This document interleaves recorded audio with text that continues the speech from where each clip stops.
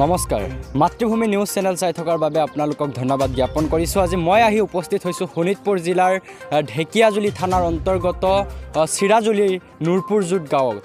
ৰাজ্যত এটাৰ পিছত এটা জঘন্য কাণ্ড সংঘটিত হৈ আছে। এইবাৰ ১ নং নুৰপুৰজুটত এক হত্যাকাণ্ডই অঞ্চলজুৰি চাঞ্চল্যৰ সৃষ্টি কৰিছে। মই বৰ্তমান এইটো ঠাইত উপস্থিত আছোঁ আৰু বিভিন্ন ধৰণৰ সামগ্ৰী পৰিৱেশ আপোনালোকক দেখুৱাবৰ কাৰণে চেষ্টা কৰিম।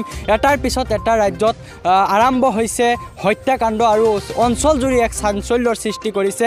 ইতিগৰাকী বোৱাৰীক হত্যা কৰা বুলি আমি জানিব পাৰিছোঁ আৰু ইতিমধ্যে আৰক্ষীয়ে তদন্ত চলাই আছে যে হত্যাকাৰী কোন। ইতিমধ্যে বোৱাৰীগৰাকীক বিয়া দিছিল, বোৱাৰীগৰাকীৰ ঘৰ হ'ল বালিপুখুৰীত আৰু বিয়া দিছিল নুৰপুৰত আবুল হুছেইনৰ পুতেক ৰাজিবুল হকৰ তাত। ইতিমধ্যে মই আবুল হুছেইনৰ বাসগৃহত উপস্থিত আছোঁ আৰু বিভিন্ন ধৰণৰ সামগ্ৰী পৰিৱেশ আপোনালোকক দেখুৱাবৰ কাৰণে চেষ্টা কৰিম। এই সন্দৰ্ভত চাই থাকক আজিৰ বিশেষ প্ৰতিবেদন।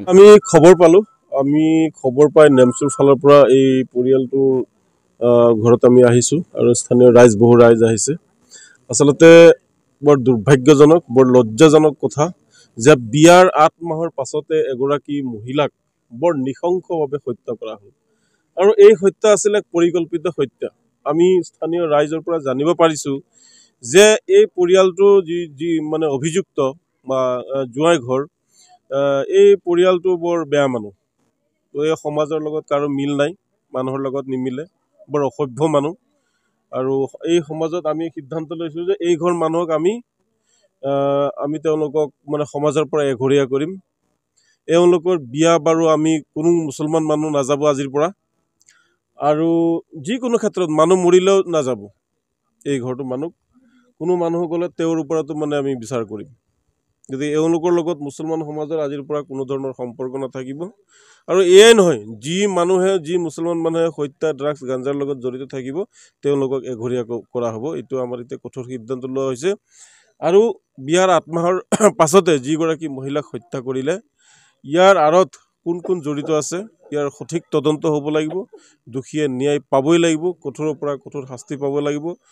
কোনো মানুহ কোনো অভিযুক্ত যাতে সাৰি নাযায় তাৰ কাৰণে প্ৰশাসনে গুৰুত্ব দিব লাগিব। ইতিমধ্যে মই শোণিতপুৰ জিলা আৰক্ষী অধীক্ষকৰ লগত কথা পাতিছোঁ আৰু কৈছোঁ যে ইয়াৰ কিন্তু সঠিক তদন্ত হ'ব লাগিব। তেওঁ আশ্বাস দিছে যে ইয়াৰ সঠিক তদন্ত হ'ব, দোষীয়ে শাস্তি পাবই, আৰু আমিও কৈছোঁ দোষীয়ে শাস্তি পাব লাগিব। আৰু আপোনালোকৰ জৰিয়তে আমি ক'ব বিচাৰোঁ যে সংখ্যালঘু সমাজত মানে এনেকুৱা ধৰণৰ কিছুমান বস্তু বৃদ্ধি পাবলৈ দিছে। গতিকে মানুহ মৰাটো মাৰি পেলাটো বৰ জঘন্য কাম। মানুহ মাৰিব নালাগে, মানুহক হত্যা কৰিব নালাগে। ভুল হৈছে, ছোৱালীজনী দেউতাকৰ ঘৰলৈ ঘূৰাই দিয়া, কিন্তু একেবাৰে জীৱনটো কিয় শেষ কৰিব দিব লাগে? এয়া প্ৰকৃতিৰ সৃষ্টি। এই মানৱ জীৱটো ভগৱানৰ মানে সৰ্বোচ্চ মানে সুন্দৰতম শ্ৰেষ্ঠ মানে উপহাৰ। গতিকে এনেকুৱা বস্তু মানৱ জাতি শেষ কৰিব নালাগে। ঢেকিয়াজুলি থানাৰ অন্তৰ্গত ১ নং নুৰপুৰ গাঁৱত আজি ৰাতিপুৱা ঘটনা এটা সংঘটিত হৈ গ'ল। নৃশংসভাৱে এজনী বোৱাৰীক হত্যা কৰিছে। আমি ওচৰৰে গাঁৱৰ হৈ আহি গম পালোঁ যে ইয়াত এজনী তিৰোতাক লাছ এটা পেলাই থৈ দিছে। তাৰপিছত আমি আহি দেখিলোঁ যে ঘৰৰ মানুহখিনি পলাতক অৱস্থাত আছিল। তাৰপিছত পুলিচে অলপ বিচাৰ খোচাৰ কৰাত তাৰপিছত গম পালে যে ওচৰতে লুকাই আছে। পিছত ৰাজিবুল নামৰ ল'ৰা এজনক ধৰিছে ইতিমধ্যে।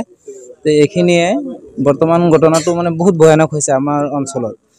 2 দিন পিছত তেনেকুৱা ঘটনা সংঘটিত হৈ আছে। কি কাৰণে এনেবোৰ ঘটনা হৈছে আৰক্ষীয়ে তদন্ত কৰিব লাগে। তদন্ত কৰি যিজন দোষী আছে তেখেতক কঠোৰ শাস্তি দিব লাগে।